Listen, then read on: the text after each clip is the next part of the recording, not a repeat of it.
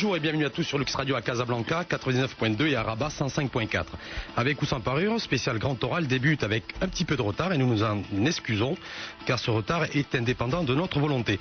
Mais pour autant, nous accueillons Abdelillah Benkeran, secrétaire général au PJD, le parti Justice et Développement. Abdelillah Benkeran, bonjour. Bonjour.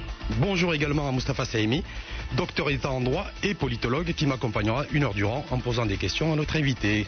Moustapha Saimi, bonjour. Bonjour.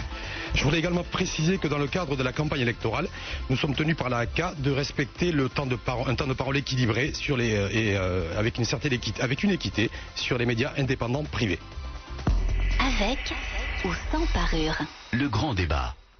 Abdelillah Benkeran, je rappelle que vous êtes secrétaire général au PJD, le parti Justice et Développement. Oui. Avant de rentrer dans le cœur du débat, si je puis dire, une première réaction peut-être sur l'actualité politique qui est dominée aujourd'hui par l'assassinat et la mort de Mouammar Kadhafi. Donc qu'est-ce que vous en pensez? Ben écoutez, la mort c'est toujours quelque chose de malheureux. N'empêche que quand même cette personne a fait beaucoup de mal à son peuple, a fait beaucoup de mal autour d'elle, même à des gens qui n'ont rien à voir avec la Libye, soi-disant. Et donc, pour nos frères libyens et pour la révolution libyenne, je pense que justice a été faite. Et que peut-être sur Kadhafi, c'est mieux pour lui ainsi que d'être traîné devant des tribunaux, etc. De toutes les façons, c'était quelque part son destin perdu, aussi. c'était perdu. C'était perdu, on ne combat pas les peuples. Il a fait tellement de mal au peuple libyen qu'aujourd'hui on peut pas. C'est tout. D'accord, très bien. Donc on va revenir sur ce débat, ce grand oral qui vous est dédié aujourd'hui avec une question d'ordre politique nationale, avec l'alliance du G8 qui a été constituée, celle de la Koutla, elle qui a été constituée et qui existe déjà depuis plus d'une décennie. On a l'impression aujourd'hui que le PJD, votre parti, est plus ou moins isolé, orphelin, et qui quelque part sur la carte politique c'est comme un petit point noir. On a du mal à situer aujourd'hui le PJD au travers du nouveau paysage et de la nouvelle carte politique. Écoutez, je vais vous dire encore une fois une chose. Il ne faut pas oublier l'histoire récente pour comprendre les choses. D'abord, je dois commencer par le fait que le PJD ne se sont pas isolés outre mesure. Si on voulait parler comme ça, déjà on y est depuis presque 10 ans. Donc on a pris l'habitude. D'être isolé. Eh ben c'est ça. Écoutez, vous vous rappelez bien, en 2002 c'était presque tout le monde au gouvernement sauf le PJD et on nous a fait accompagner par l'Union constitutionnelle. En 2007 c'était presque la même chose. C'est toujours encore une fois, à part quelques tout petits partis, c'était nous et l'Union constitutionnelle qui quelque part était alliée au parti qui... Mais depuis la récente histoire, depuis la constitution de ce parti qu'on appelle le PAM, il faut pas comparer l'incomparable. La Koutla c'est autre chose. La Koutla c'est une alliance de partis de gauche ou proches de la gauche qui faisaient partie de ce qu'on appelait le mouvement national en un moment où on considérait que les partis représentant le peuple, c'est-à-dire il y avait d'un côté ceux qui représentaient le peuple et ceux qui étaient de l'autre côté qui quelque part représentaient l'administration, c'était une façon de répondre pour dire que le peuple il ne faut pas l'oublier. Bon, donc la Koutla on ne peut pas la mettre dans cette soupe. Mais le G8, ça c'est pas une alliance raisonnable parce que si on réfléchit bien, en 2009, un parti a été créé qui s'appelle le PAM pour avoir l'hégémonie sur la scène politique. Il faisait tout ce qu'il voulait. Il était à la source de nomination de certains secrétaires généraux, de destitution de certains walis. Il se dérangeait pas pour empêcher l'élection d'un chef de région, d'un président de la région de l'Hossima Tazataounat, pour détruire une alliance à Oujda, etc., etc. Donc c'est c'est un parti qui avait la force de l'administration et qui se comportait comme un bébé gâté, qui faisait tout ce qu'il voulait, et il pensait que ça allait perdurer, et on allait dans le sens de ce qu'on appelle la bénalisation du Maroc, chose absolument impossible. Maintenant, Dieu a voulu qu'il y ait ce printemps arabe, et avant une gaffe causé par des gens proches de ce parti qui s'appelait Gdemezig, et ce parti s'est cassé la figure. Au lieu de l'abandonner comme c'est de la bonne politique et des choses raisonnables, et de l'abandonner à son sort et de trouver quelque chose d'intelligent, ils ont voulu lui mettre du plâtre pour qu'il soit toujours opérationnel. Eh bien voilà, ils lui ont ajouté d'abord 3 partis, et maintenant 4 autres, et je crois que je crois que pour que ce parti, ou l'idée qu'il y a sous ce parti puisse fonctionner, il faudra en ajouter d'autres. Mais pour autant, parce qu'effectivement le débat du jour c'est plutôt le PJD, non le PAM. Vous pouvez pas au niveau de ces alliances, c'est-à-dire que fondamentalement aujourd'hui au niveau du paysage à l'approche des élections législatives, il y a 2 alliances existantes, et dans ces 2 alliances existantes, il n'y a pas de PJD. Donc comment comptez-vous exister politiquement à partir du moment où vous n'êtes ni dans la première alliance, donc celle de la Koutla, et ni dans la deuxième alliance, ce fameux G8 qui vient d'être créé. On n'existe pas par les alliances. On existe par le vote du citoyen. Le PJD est un parti que les citoyens marocains votent. Je dirais pas tous, mais un bon nombre. Depuis 2 élections, depuis 2 législatives déjà, on est aux alentours de 500 000 voix. Ce qui nous a permis d'avoir du 15% presque au Parlement. Nous pensons que cette fois-ci, on en aura davantage. Et puis, nos relations personnelles et les contacts qu'on a avec les différents chefs de partis, et avec les partis de façon générale, si j'accepte le PAM, ce sont des relations qui me disent qu'après les élections, si jamais on a la primature, si jamais on a la première place et l'un d'entre nous est nommé, on n'aura aucune difficulté à former un gouvernement. Maintenant, si ça se passe, ce n'est pas grave pour nous. Finalement, c'est la faute des partis qui refuseront. Nous, on va y aller.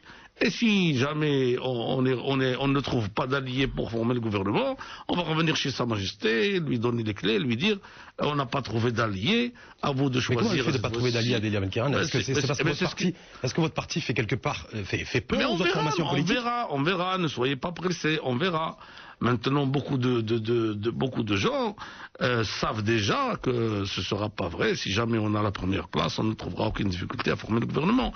Mais en ce moment-là, force est de constater que les partis politiques prennent des précautions. Ils sentent que l'administration persiste dans sa position de rester contre le PJD. Ils ont peut-être, je ne sais pas, quelque part peur que s'approcher du PJD pourrait coûter cher sur le plan des résultats des élections. Je n'en sais rien. De toutes les façons, c'est une question qui devrait leur être posée à eux. Moi, je n'ai pas de problème. Non, on leur a posé. Aujourd'hui, on vous la pose à vous, mais on leur a déjà posé. Reposez-leur cette question, ça les regarde à eux. Notre volonté aujourd'hui, c'est de savoir si éventuellement le PJD leur faisait en tant que parti politique, non, c'est faux. On fait peur aux gens par le PJD. Et le PJD ne fait pas peur. C'est faux. Le PJD ne fait pas peur. La population marocaine accepte très bien le PJD, adopte très bien le PJD. Je dis ça haut et fort. Ne me laissez pas vous rappeler que même la souche de la société qui théoriquement, classiquement est présentée comme quoi ayant peur de nous, est en train de s'ouvrir aujourd'hui. Il y a des femmes de la classe disons feutrées qui rentrent en contact avec nous. Quand on leur parle, elles semblent être rassurées. Il y a des hommes d'affaires qui rentrent en contact avec nous de la même façon. Donc cette histoire, c'est ce jeu de faire peur aux gens pour qu'ils ne s'approchent pas du PJD est en train de s'avérer être un jeu qui n'a pas réussi. Ça va, Sémi. Bon, je vais rebondir sur votre raisonnement tout à l'heure. Vous avez dit que vous comptiez arriver en tête. Et que si vous arriviez en tête, vous avez des possibilités d'alliance pour former une majorité. Il semble bien que former une majorité avec le G8 sera extrêmement difficile compte tenu des contentieux que vous avez avec un certain nombre des partis de ce G8. Et donc vous n'auriez d'autre option que de former éventuellement une majorité avec la Koutla. Or, pour l'instant, je sais bien qu'il y a des contacts, mais il semble bien que ça soit difficile de monter demain une majorité PJD-Koutla. Qu'est-ce que vous en pensez? Mais je vais vous dire une chose. Seulement pour vous prouver que ce que vous dites n'est pas sûr. Le G8, il est formé du PAM et de 7 autres partis. Même avec le PAM, on s'est alliés. On s'est alliés en 2009 à Marrakech. Tout à fait. Donc, comment ça se fait que le PJD fait peur en 2011, qu'il ne faisait pas peur en 2009? Mais c'était local, c'était pas le même enjeu. Donc, on s'est alliés à Marrakech, c'est nous. C'est moi. Parce que je leur ai posé la question à mes militants là-bas, je leur ai dit, qui c'est qui présente le meilleur candidat pour la mairie de Marrakech? On m'a dit, c'est le PAM. Alors je leur ai dit, on choisit le meilleur candidat, le plus intègre. C'est cette dame qui, je crois, et je garde mon avis sur elle. Je ne l'ai pas changé jusqu'à aujourd'hui, je ne l'ai pas changé. Bon, maintenant les autres partis. On s'est allié avec les indépendants. Harar, on s'est allié avec l'Union constitutionnelle, on s'est allié avec presque tout le monde. Au plan local. Sur le plan, et pour l'USFP, c'était pas le plan local, c'était quelque part quelque chose qu'on a rangé à Rabat, avec les chefs du parti. Donc on s'est allié à Marrakech, à Gadir, on leur a offert Rabat, etc. Vous vous rappelez de tout ça? Ce sont des municipalités, pas un parlement. D'accord. Maintenant... Pourquoi vous avez cédé? Puisque déjà tout à l'heure en préambule, vous avez énormément, j'ai envie de dire, tapé sur le PAM. On sait très bien toutes les joutes verbales qu'il y a eu après les élections de 2009, où je crois de mémoire que vous aviez carrément adressé un courrier à l'adresse de Sa Majesté le Roi pour dénoncer un petit peu ce qui se passait au niveau du PAM. Et comment pour autant vous avez accepté de céder des alliances avec le PAM? Oui, mais en fait, c'est ce qui était jamais envoyé de courrier à Sa Majesté concernant, menacé d'interpeller, concernant le PAM, ni concernant aucun autre parti. En tout cas, c'est ce qui avait fait polémique à cette époque-là. Je ne me rappelle pas avoir envoyé à Sa Majesté quelque chose d'autre que des félicitations, puisqu'il était fatigué un temps, il s'est rétabli, une fois des condoléances, c'est tout. Moi, je respecte Sa Majesté, je n'ai pas à lui envoyer des courriers. Vous menacez de le faire pour arbitrer, parce qu'il y avait à cette époque-là, si j'en ai besoin, pourquoi pas? Sa Majesté, c'est son premier rôle au Maroc, c'est d'arbitrer, d'être l'arbitre. Très bien, vous l'avez pas fait, mais en tout cas, à cette époque-là, vous étiez montré, vous, extrêmement virulent à l'égard du PAM, alors que vous êtes en train de dire que vous avez scellé une alliance avec le PAM. Oui, mais c'était le tout début. Il faut voir comment eux, ils se sont comportés après. Après, qu'est-ce qui s'est passé chez ce monsieur Selalaoui? Il s'est passé la chose suivante. Ils considéraient que, ayant gagné les élections de 2009, tout le monde allait se bousculer à leur porte pour demander leur main. Eh bien, il se trouve que il y avait une Cendrillon quelque part qui était plutôt sollicitée que... Et beaucoup de gens sont venus plutôt chez nous. Et quand ils se sont rendus compte de ça, ils ont changé d'attitude. Ils sont venus avec violence, je dirais pas avec force. Ils ont cassé des alliances. Ils ont cassé notre alliance à Casablanca. Ils ont cassé notre alliance à Tanger. Ils ont cassé notre alliance à Oujda.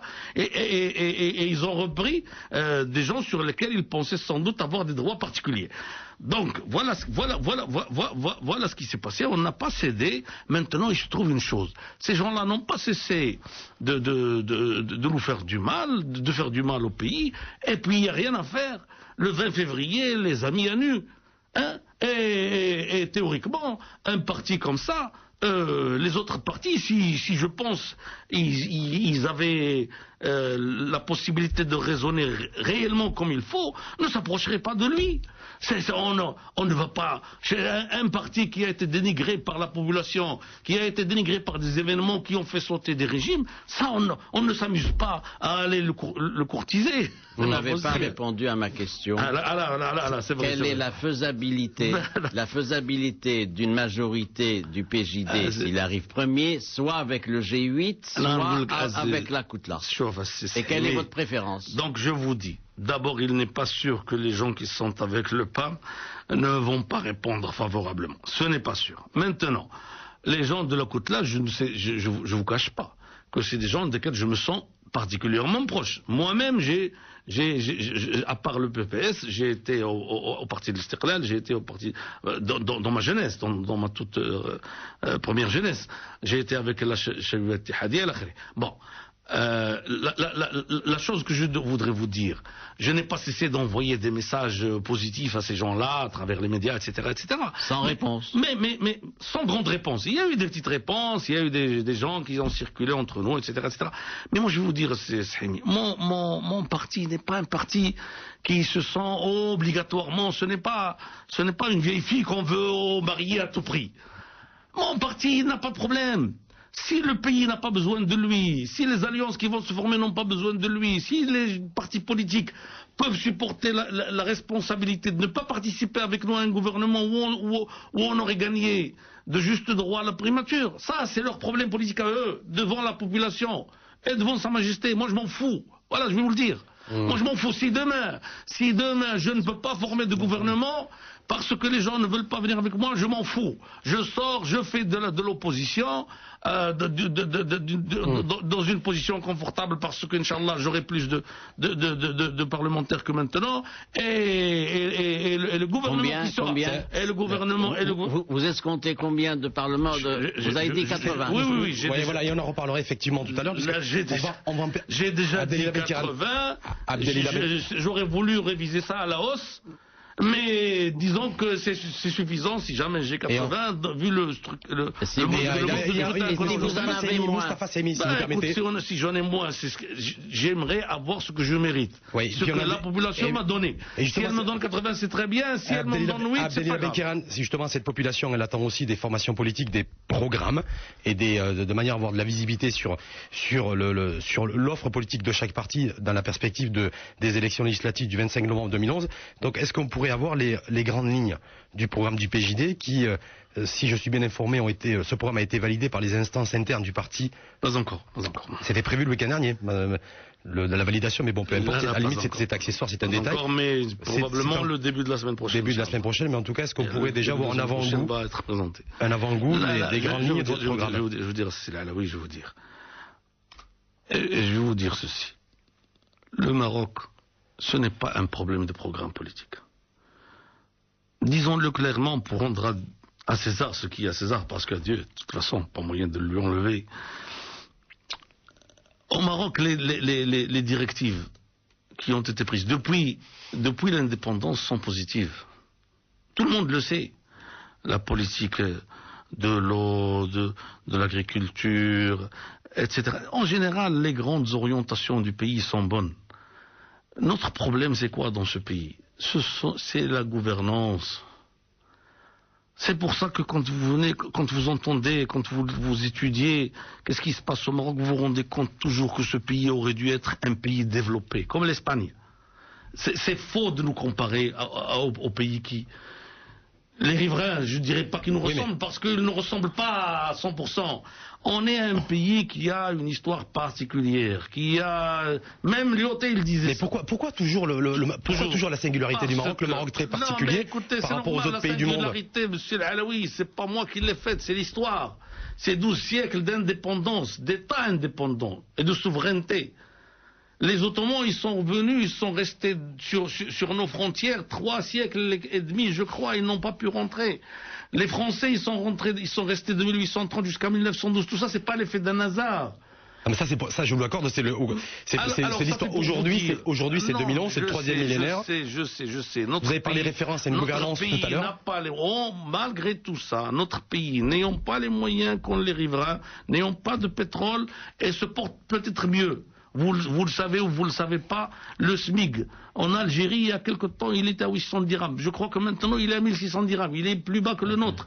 Les professeurs universitaires là-bas sont payés moins. Je crois que M. Srimi est très bien placé pour vous le dire. Ne nous comparons pas à l'Égypte où le salaire moyen tourne autour de 750 dirhams. Vous avez vu ces gens-là qui ont montré sur une pancarte quelque chose disant avec 150 dirhams, parce que c'est une gênée. Ça veut dire quoi? C'est 150 dirhams.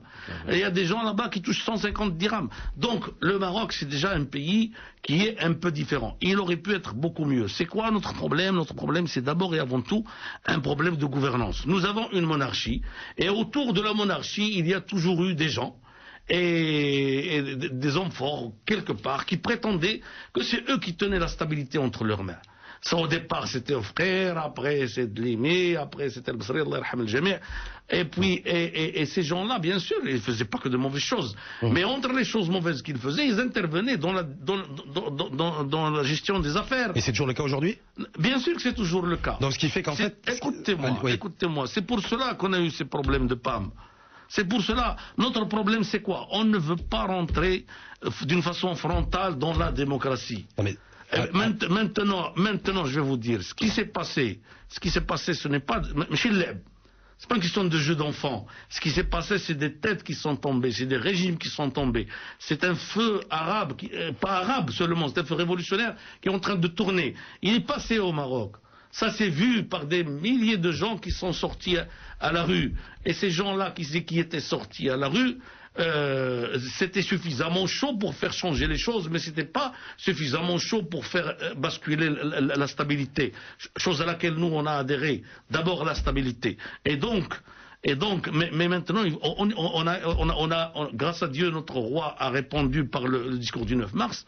Grâce à Dieu, il a aussi répondu par la Constitution.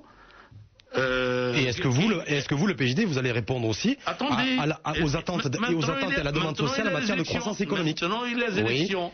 Maintenant, il y a les élections. Quel est l'enjeu d'aujourd'hui? Je vais vous dire, quelque part, ce n'est pas le programme. Moi, je vais vous parler un peu. Mais ce n'est pas le programme. Aujourd'hui, l'enjeu, c'est est-ce qu'on aura un gouvernement qui jouit de ses prérogatives réelles, où on s'est amusé à concocter un projet de gouvernement à partir d'aujourd'hui, fait de gens qui seront incapables de gérer les choses en toute liberté et qui seront obligés d'attendre des directives qui vont leur venir de personnes placées à chaque fois. Ça c'est pour les autres formations politiques à Benkrad, mais vous, le PJD, si vous arrivez en tête aux élections le 25 septembre, est-ce qu'effectivement vous comptez, ce qui nous importe, et ce qui importe surtout les auditeurs, c'est de connaître effectivement votre vision et votre stratégie en matière économique? D'une part, vous avez parlé de gouvernance, donc je vais aller dans votre sens, cette gouvernance dite économique aujourd'hui, pour répondre à cette demande sociale. Donc aujourd'hui, quelles seraient vos propositions ou actions concrètes en matière de gouvernance économique? Il n'y a rien à faire. C'est une chose qui est claire et nette. Si jamais on a un gouvernement qui soit présidé par le PJD ou autre, et qu'il y a les prérogatives qu'il devrait avoir, qui sont prévues par la Constitution, et si on applique la Constitution dans un sens démocratique réel, d'ailleurs c'est une chose à laquelle on ne pourra pas échapper. Ou on va le faire, ou on va encore se retrouver dans la même situation dans 6 mois, 1 an, 2 ans, c'est la même chose. Donc si le PJD arrive en tête, avec cette nouvelle constitution, quelle gouvernance économique, pour quelle croissance économique? Et s'il arrive à former un gouvernement, et s'il gouverne, eh bien il ira dans le sens de la bonne gouvernance, à savoir choisir les hommes qu'il faut. Parce que, mettez-vous une chose dans la tête. Mais quelle conception? C'est une forme de libéralisation aussi de l'économie, une forme de protectionnisme? C'est ça qui nous intéresse en termes d'orientation stratégique que pourrait donner le PJD. La libéralisation est internationale aujourd'hui. De quoi vous voulez parler? Vous voulez qu'on redevienne des communistes et des socialistes?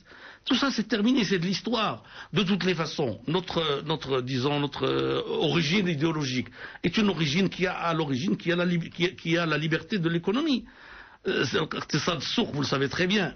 Mais notre culture islamique, c'est une culture aussi de solidarité. Donc pour nous, le constat économique essentiel qu'on fait est le suivant.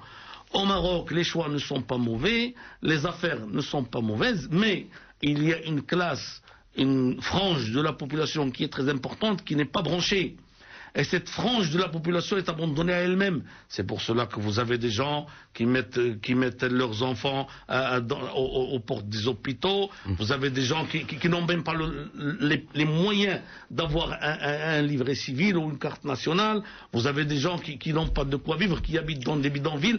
Vous avez la mauvaise gouvernance. Donc nous et nos alliés futurs, si jamais on arrive à en trouver, puisque vous insistez, eh bien, on s'y attellera de telle façon que, parce que qu'est-ce qui s'est passé? Pour comprendre ce qui s'est passé depuis le temps de Hassan II, qui était confronté à des problèmes politiques, pour les résoudre, il s'est allié des classes politiques. Et ces classes politiques, il fallait quoi faire?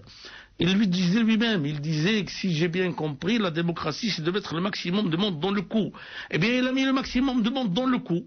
Mais le maximum de monde, ce n'est pas tout le monde. Il restait cette frange-là qui ne savait pas se défendre, qui ne pouvait pas faire de grève, etc., qui ne pouvait pas venir au Parlement. Et cette frange-là, il faudra enfin s'en occuper. Bien sûr, pour nous, l'essentiel, c'est faciliter la vie à l'entreprise, parce que l'entreprise, c'est elle qui tire les rênes de l'économie. C'est s'opposer à l'histoire du monopole. Je ne sais pas, la rente, ce qu'on appelle la rente, c'est revoir la fiscalité de telle façon qu'elle soit plus simple et un petit peu plus légère si possible. C'est aller dans ce sens pour que le climat des affaires soit plus sain. C'est ça l'essentiel. Très bien, juste avant Moustapha Semi, un petit mot à nos auditeurs qui viennent de nous rejoindre pour leur dire que nous sommes avec Abdelillah Benkiran, secrétaire général au PJD, le parti Justice et Développement, dans le cadre d'un avec ou sans parure spécial grand oral qui lui est dédié. Moustapha Semi. On vous a posé la question sur le programme, vous avez répondu par la gouvernance, et puis vous n'avez pas donné de détails finalement. Oui, Alors les éléments qui me frappent, moi, c'est que vous êtes pratiquement d'accord avec les autres partis sur les réformes à faire. Lutte contre la corruption, lutte contre l'économie de rente, la mise à niveau de l'appareil productif, le social, etc. Quelle est l'identité propre à votre parti lors de cette campagne électorale ? C'est mis quelque part. D'abord, le programme est en train notre programme, nous, il est en train d'être. Les gens sont sur notre programme depuis plus d'une année. On a commencé à travailler, ça fait très longtemps. Donc c'est laborieux. C'est très laborieux, c'est des commissions, etc. On se prend au sérieux. Nous, on se prend au sérieux. On pense qu'on est un parti politique. Et puis, j'ai pas voulu déclarer les détails. D'abord parce que je ne les connais pas tous les détails, je ne les connais pas. Ça d'un côté, je les ai vus mais je ne me rappelle pas des détails. Et puis je ne veux pas voler cette gloire à ces gens-là qui ont travaillé, c'est eux qui vont le présenter, et je crois que c'est leur droit. Donc ça d'un côté. D'un autre côté, comme je vous l'ai dit, les problèmes, c'est-à-dire l'analyse des grandes choses, parce que tout le monde est d'accord. Aussi de l'autre côté, les solutions, presque tout le monde est d'accord.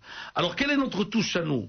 Je vais vous dire, pourquoi devrait-on avoir une touche particulière? C'est vrai qu'on est venu de la mouvance islamiste, mais la mouvance islamiste, ça c'est un plus. Quand je suis venu à la vie politique, à la vie partisane, je suis venu avec mes idées, comment dirais-je, idéalistes, quelque part. Mais en arrivant, qu'est-ce que je découvre? Je découvre que le problème au Maroc, c'est un problème de justice, c'est un problème d'enseignement, c'est un problème de santé, c'est un problème de travail, c'est un problème d'habitat. Et vous n'allez pas répondre par des vœux pieux à des problèmes comme ça. Qu'est-ce que vous allez faire? Eh bien, quand vous vous rendez compte que c'est une question d'idées politique absolument partageable avec tout le monde. C'est pour cela que, quelque part, ce qu'on est en train de proposer n'est pas très très très différent, mais je pense qu'il y a une touche de courage. Vous allez vous en rendre compte quand on va présenter.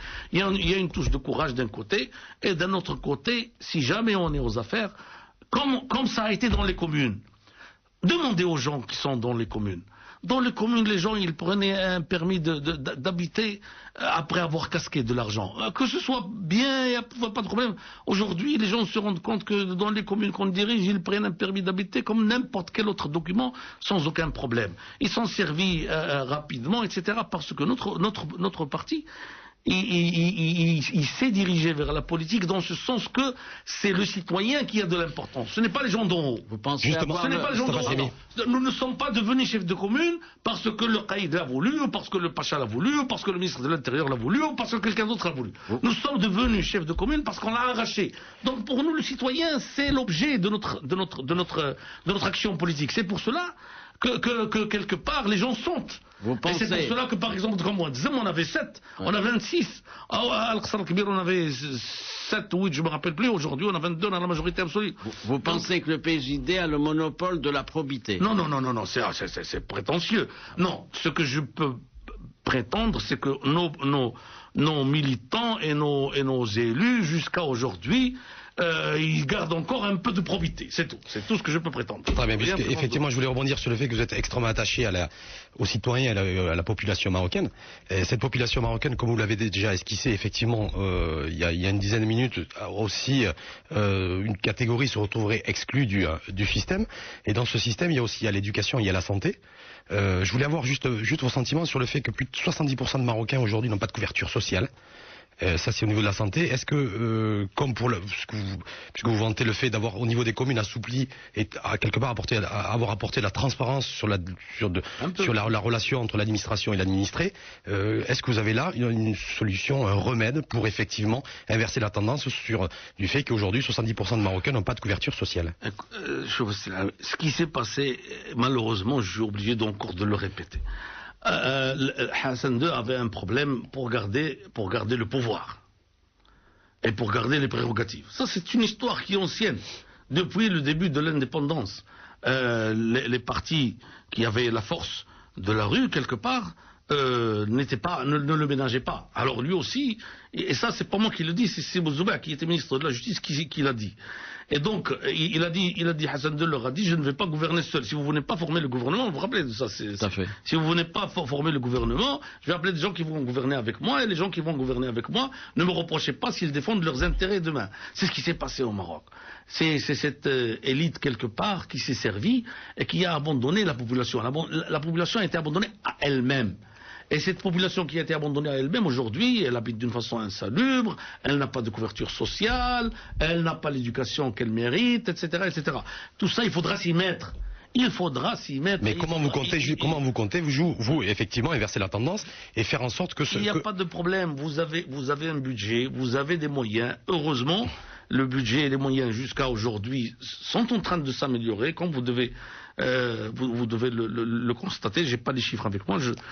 Je vous aurais donné quand même quelques chiffres, c'est pas ultra secret notre programme, mais la tendance c'est ça. Les dernières années ont été meilleures des 5 années précédentes sur le plan de tout ce qui est recettes de l'État, de l'impôt, etc., etc. Mais a priori, l'État devrait avoir moins de recettes, donc moins d'argent disponible pour mener des politiques sociales. Aujourd'hui, tout ce qui s'est passé sur les 4 dernières années est meilleur à ce qui s'est passé sur les années d'avant, ça c'est clair et net.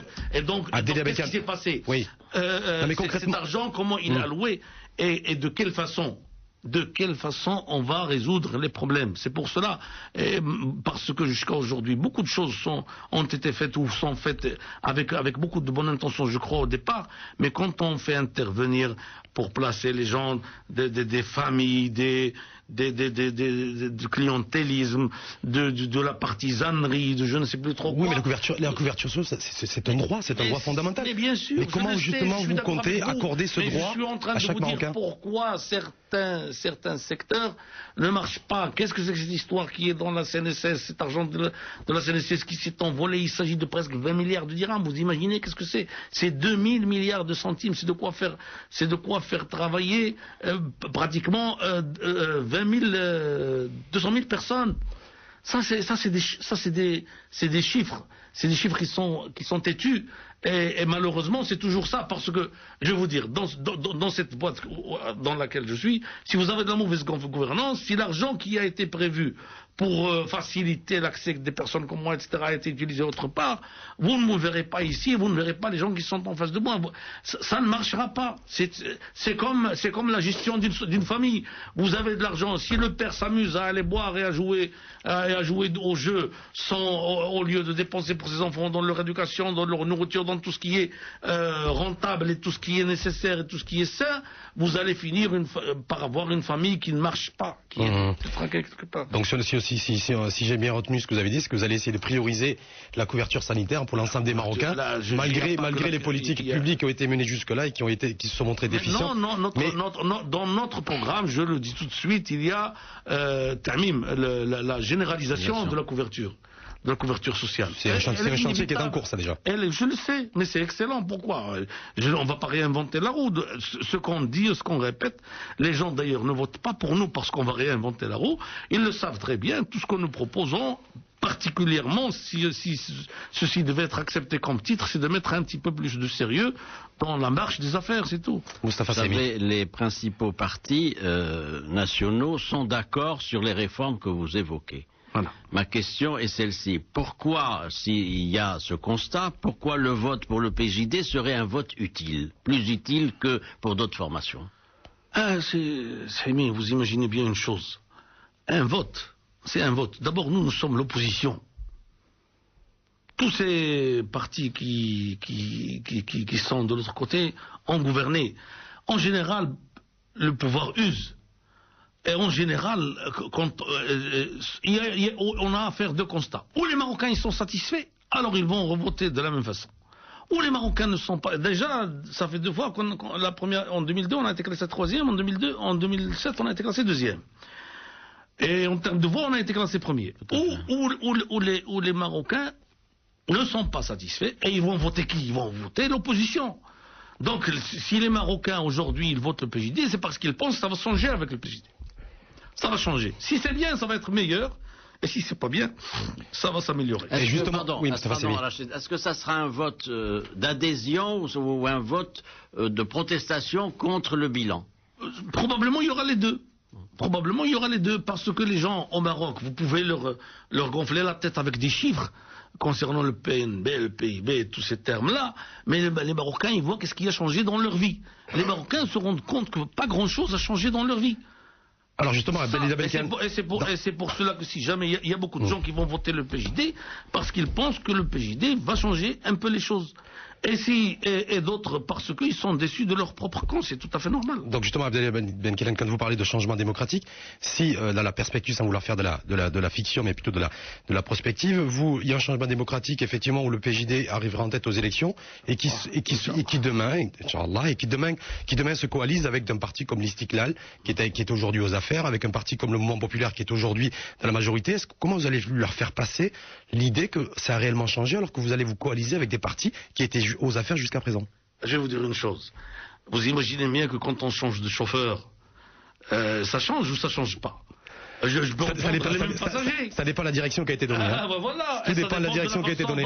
Non, mais le chauffeur est très essentiel. Comment vous allez diriger les choses? Comment vous allez trancher? Les Marocains s'attendent d'avoir un gouvernement dans lequel ils auraient un chef de gouvernement auquel ils pourraient avoir affaire, lui dire oui, lui dire non, le sanctionner, etc. Et donc, théoriquement, si c'est prétentieux de dire si c'est moi, mais si c'est moi, je vais essayer quand même de changer les choses. On ne va pas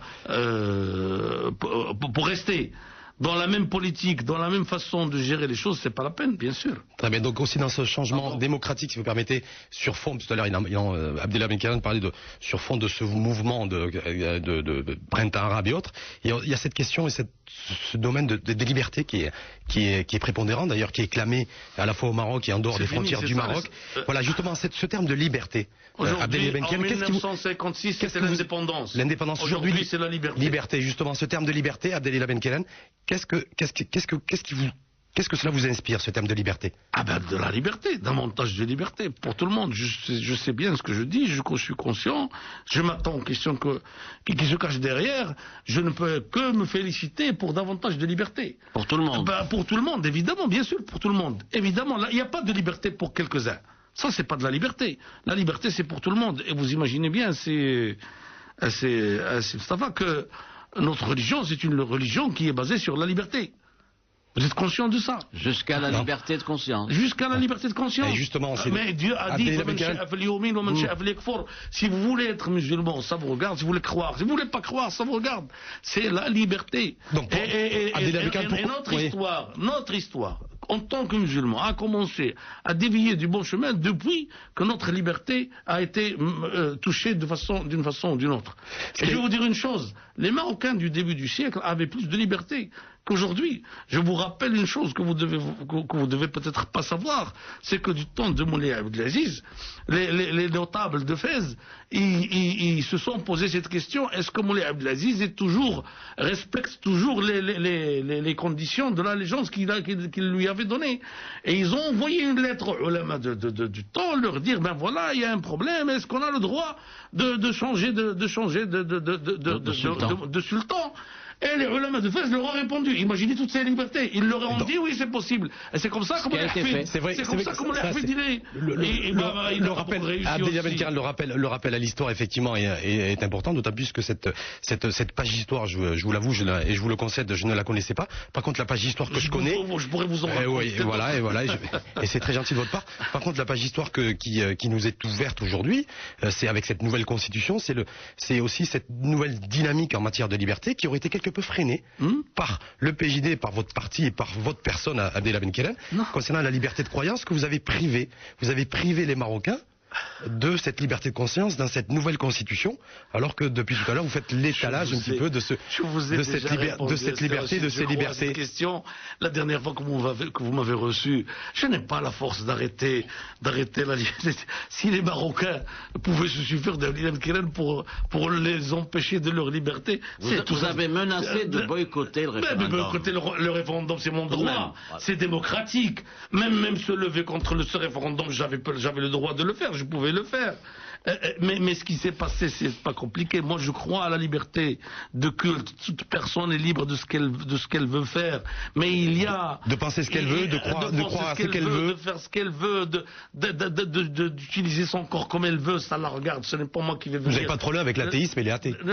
C'est pas que j'ai pas de problème, mais ça regarde la personne elle-même. C'est entre elle et Dieu. Maintenant, il y a un ordre public. Et cet ordre public, il doit être préservé. Imaginez, Rachid Alaoui, que demain on change ça. D'abord, il faudra changer l'État. Il faudra le changer. Votre fille, vous devrez l'accompagner. Il faudra changer la loi qui gère les mariages, qui gère l'héritage, qui gère tout ça. Il faudra que vous alliez avec votre fille à la cathédrale pour la marier. Tout ça, c'est des choses auxquelles le Maroc n'est pas prêt, que les Marocains n'acceptent pas. Mais au nom de quoi vous considérez que les Marocains ne sont pas prêts, Abdellah Ben Kellen? C'est ce que je suis en train de vous dire. Non, mais au nom de quoi? Je vais vous dire. Amusons-nous à faire un référendum. Aujourd'hui, je suis en train d'entendre qu'au Maroc, on veut changer la loi concernant l'héritage. Amusons-nous à faire un référendum sur ça. Et vous allez voir ce qu'ils vont vous dire, les Marocains. Les Marocains sont des musulmans et ils veulent rester musulmans. Maintenant, est-ce qu'ils pratiquent pas, et ils sont plus libéraux les uns que les autres? Tout ça, c'est des détails. Mais le cadre qui régit leur société est un cadre duquel ils sont jaloux. Ils veulent garder leur cadre islamique. Dans le cadre islamique, il y a suffisamment de liberté, suffisamment d'espace pour les personnes. Mais si vous vous amusez à toucher les lois, à toucher les fondements de la société, demain, ne soyez pas étonnés d'avoir des esprits intégristes qui vont, je ne sais pas quoi, proposer au pays. Vous ne savez pas où c'est qu'on va. Donc, c'est pour cela que nous... C'est très intéressant ce que vous dites, Abdellah Ben Kellen, parce que est-ce que vous considérez aussi que la fonction d'un parti politique, au-delà d'encadrer des populations, ce n'est pas aussi d'enclencher le progrès, cette notion de progrès, de modernité, de modernisation? Est-ce que par rapport à ces valeurs-là, qu'est-ce que vous... Ce que nous pensons, c'est la modernité. Qu'est-ce que vous voulez que je vous dise, monsieur Rachid? Moi, je ne suis pas d'accord pour que demain, on permette aux homosexuels de venir manifester dans la rue. Parce que ça, ce n'est pas de l'homosexualité. Ça, c'est un appel à la homosexualité. Et par rapport à l'héritage... vous avez des enfants, vous avez des membres de votre famille qui ne sont peut-être pas suffisamment, comment dirais-je,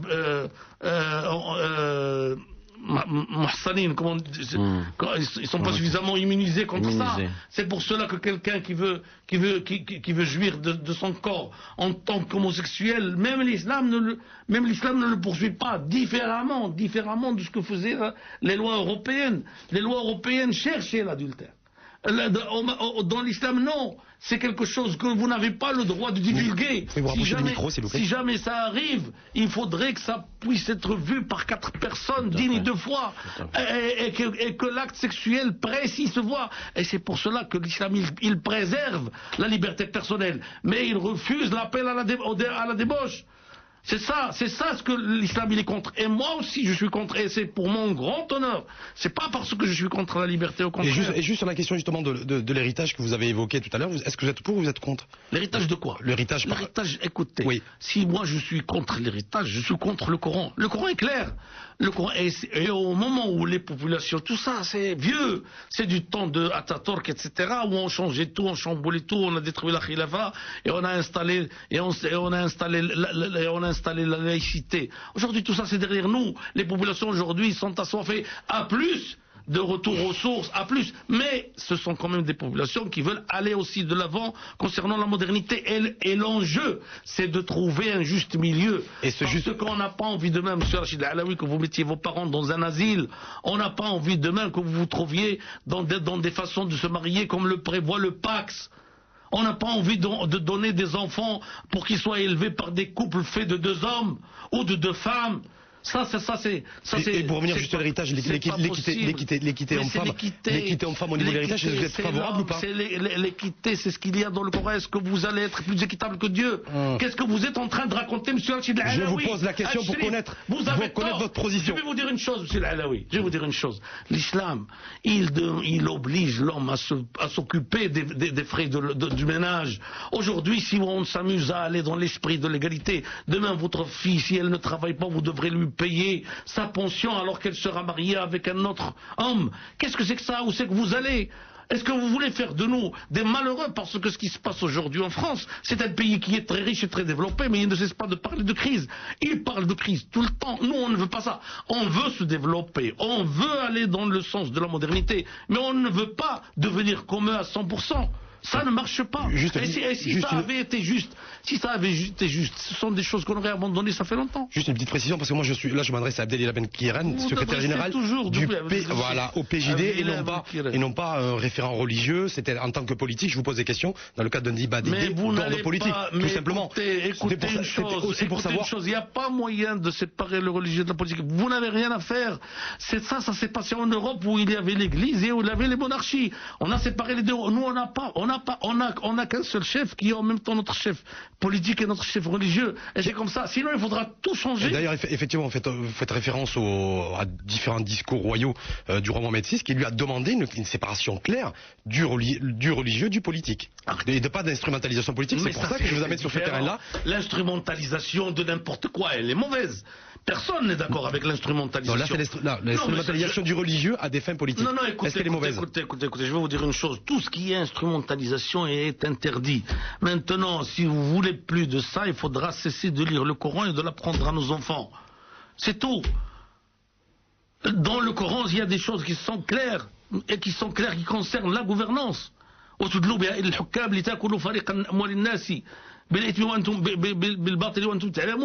Alors ça c'est quoi ça?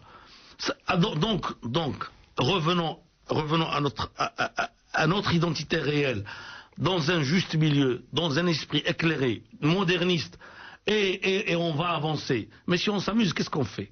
La réalité, on est en train de faire quoi? On est en train de faire un maquillage moderniste sur des pratiques traditionnalistes. Et ça ne marchera pas. Et nous, on refuse les uns et les autres. Nous ne sommes pas des traditionnalistes. Nous sommes des gens qui pensent que le référentiel religieux doit être très important dans notre vie, mais d'une façon moderniste, y compris dans la vie politique. Éclairée. Hein? Y compris dans la vie politique. Partout. Ça va, Sémi. Le Maroc est un pays musulman. Bien sûr. Vous vous présentez comme les... C'est un État islamique aussi. C'est un État islamique. D'accord. Ça n'est pas un État islamique, c'est un État où l'islam est religion d'État, si vous permettez la nuance. Bon, alors là, je ne vais pas rentrer dans les détails. Pour moi, c'est écrit dans la Constitution, c'est comme ça. Dans l'islamia, c'est comme ça. Il a toujours été comme ça, et ça, ça ne peut pas être révisé dans la Constitution. Je vais poser ma question. Donc, le Maroc est un pays musulman. Vous vous présentez, vous, le PJD, comme le meilleur garant du maintien de ce bloc de légitimité. Ma question est celle-ci. Pourquoi vous n'êtes pas majoritaire? Je vais vous dire une chose. D'abord, je ne suis pas je suis un garant de rien du tout. Je suis un simple citoyen Aujourd'hui, c'est vrai, je suis le secrétaire général d'un parti qui représente entre 15 et 20%, ou quelque chose comme 20%, c'est ce que je suppose, et donc c'est tout. Donc je ne prétends pas être le garant ni le gardien du temple, ni rien du tout. Ça pour commencer. Et pour ce faire, il y a une personne qui est nommée par la Constitution, c'est Sa Majesté. Donc Ibn Kiran est un simple citoyen parmi 30 millions. Ça pour commencer. La deuxième des choses, pourquoi je ne suis pas majoritaire? Ouais, ben écoutez, je n'en sais rien. Mais ce que je peux vous dire, c'est que le mode de vote qu'on a aujourd'hui par liste ne vous permet pas d'avoir plus. Même si vous êtes un parti très très fort, vous n'allez pas dépasser entre 20 et 30% parce que au Maroc, c'est pas un qui réussit. C'est le premier, le deuxième, le troisième, le quatrième, le cinquième, et maintenant on a le sixième. Pourquoi on a fait ça? On a fait ça parce que des gens s'amusaient à donner de l'argent pour arriver au Parlement. Donc pour les empêcher de donner de l'argent, on a parlé d'élargir les circonscriptions pour qu'ils aient plus de difficultés à donner de l'argent. Bon. Oh, malheureusement, dans ce pays, les gens arrivent toujours à trouver des tours pour déjouer toutes les lois de bonne foi, etc., etc. C'est désolant, mais quand même, et nous on a accepté ça, n'oubliez pas, quelque part on l'avait demandé. Pourquoi? Parce qu'en 2002, quand on s'était présenté, on avait peur d'avoir cette majorité dont vous parlez. On avait peur de ça, parce qu'on a vu qu'un parti comme le FIS, en Algérie, avait eu la majorité dès le premier tour, et toute l'Algérie a été déstabilisée et rentrée dans une guerre civile presque. Donc nous, on avait pris la précaution pour nous et pour notre pays. Comme ça, on est arrivé à avoir 42 en 2002, 46 en 2007, peut-être en réalité un petit peu plus, mais disons que ça nous a permis de nous insérer dans la vie politique doucement. Et ça, c'est très important. Très bien, après avoir parlé de l'Algérie, je vous propose de parler de la Tunisie, Abdelia Ben Keren, puisque vous n'êtes pas sans savoir qu'il y a des élections qui vont se dérouler ce dimanche 23, effectivement, novembre, pour la constitution de l'Assemblée nationale constituante. Et nous avons d'ailleurs reçu dans ce grand studio, il était d'ailleurs à votre place, le nouvel ambassadeur de Tunisie, dans le cadre lui aussi d'un grand oral. Et donc dans le développement du débat, il a insisté sur le fait qu'aucun parti politique en Tunisie n'a le droit d'utiliser la religion comme vecteur idéologique politique.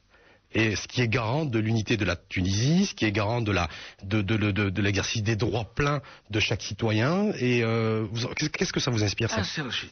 La Turquie. La Tunisie. La Turquie, écoute-moi. La Turquie, elle interdit ça depuis 80 ans. Nous avons eu notre parcours propre.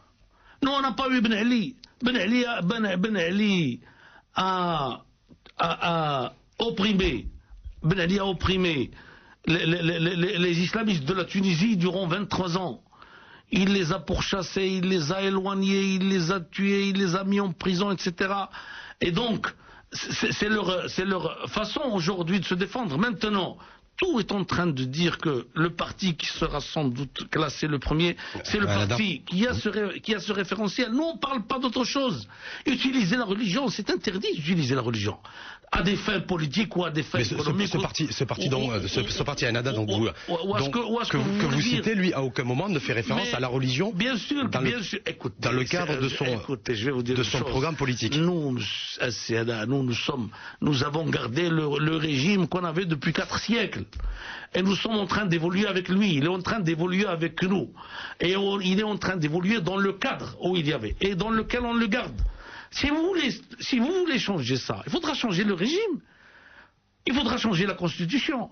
Ben allez-y. Nous, on n'est pas d'accord. Est-ce qu'on a le droit d'être pas d'accord ou on n'a pas le droit? C'est la démocratie ou c'est pas la démocratie? Ce qui m'importe, c'est d'avoir votre point de vue et votre analyse sur le fait qu'en Tunisie, il est interdit pour chaque parti d'utiliser la religion à des fins politiques. C'est interdit d'utiliser la religion à quelque fin que ce soit. Maintenant, ne pas oublier que nous sommes un pays musulman. Ne pas oublier que nous sommes qu'on a un référentiel islamique auquel les gens donnent toujours beaucoup d'importance.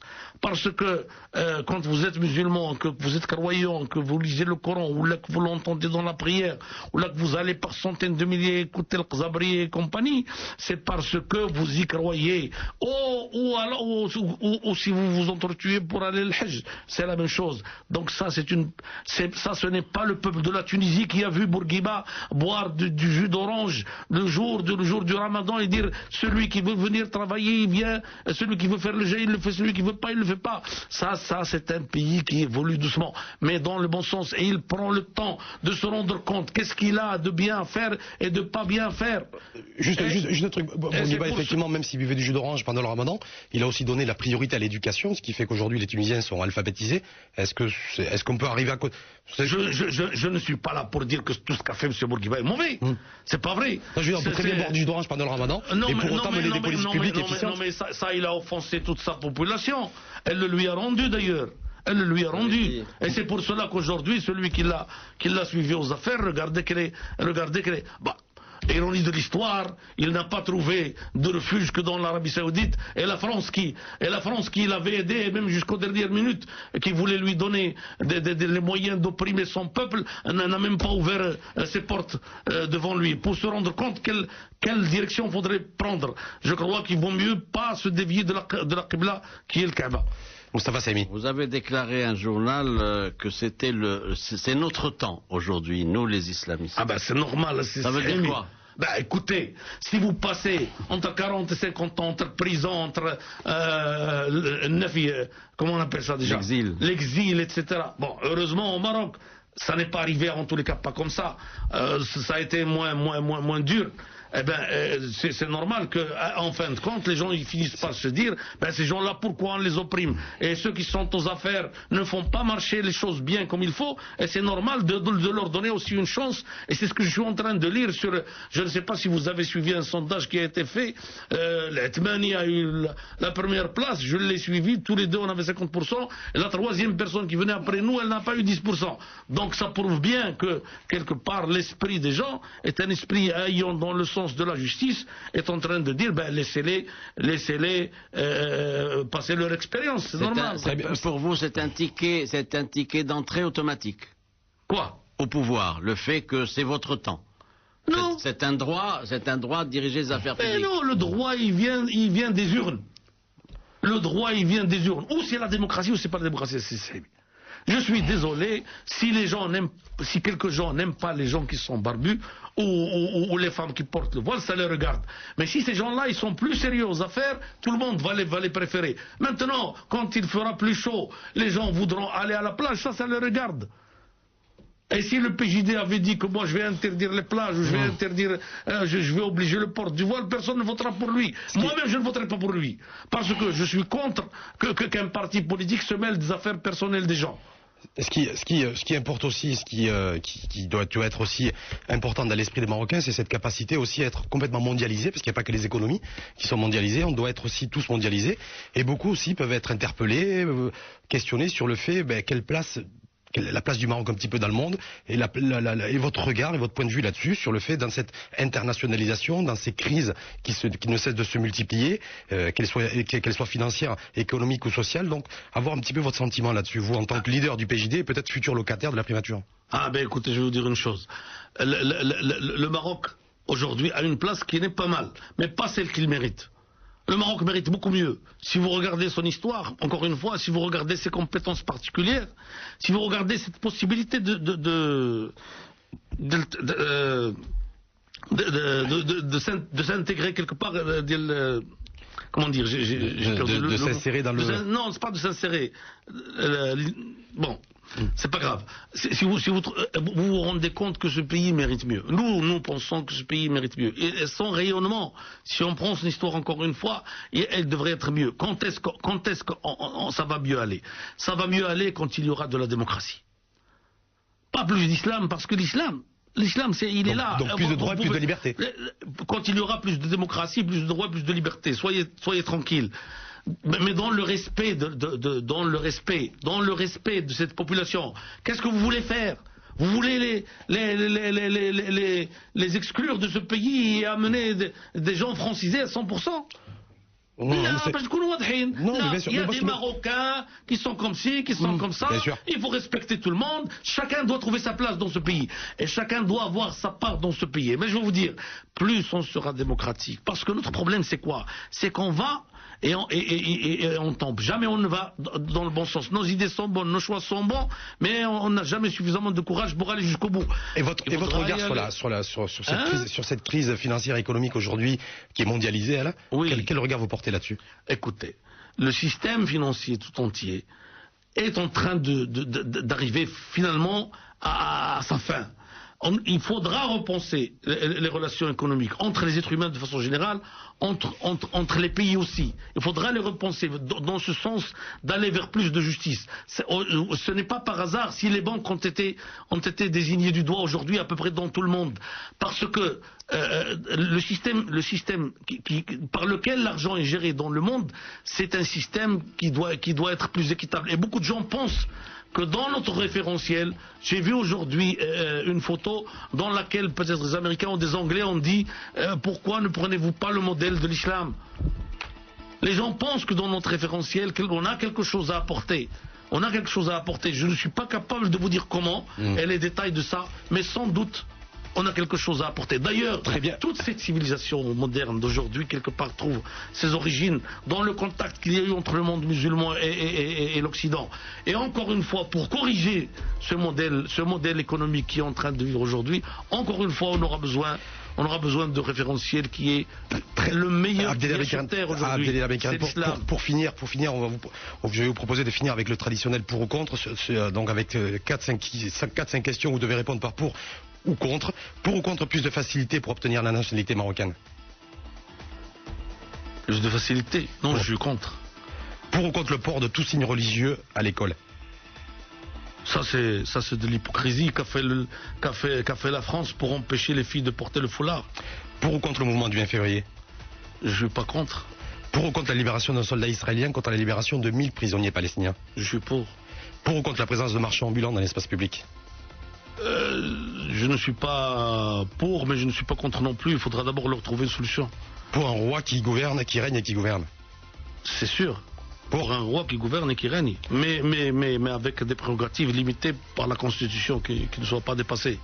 Merci. Écoutez, merci Abdelia Benkiren d'avoir participé à ce spécial grand oral avec ou sans parure. Je rappelle que vous êtes secrétaire général au PJD, le Parti Justice et Développement.